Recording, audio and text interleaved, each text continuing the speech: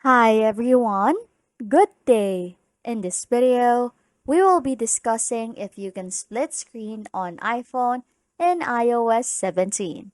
Okay, first things first, it doesn't matter if you have an older iPhone model or the newest iPhone 15 or 15 Pro or even the latest update which is the iOS 17. You cannot use two apps at the same time on your iPhone just like you can on your iPad. As you can see, if I swipe up from the bottom, I can see a dock which should appear just like it does on the iPad. That's what we need for the split screen to work on iOS.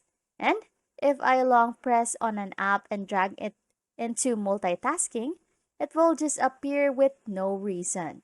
And it's not going to let me use two apps at the same time on my iPhone.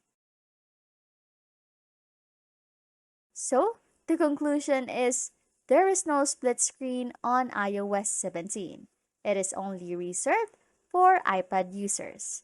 Anyways, if you like content like this, don't forget to subscribe to this channel or comment down below any tutorials you want us to make so we can help you. And that's it. You can split screen on iPhone in iOS 17. Thanks for watching and happy scrolling.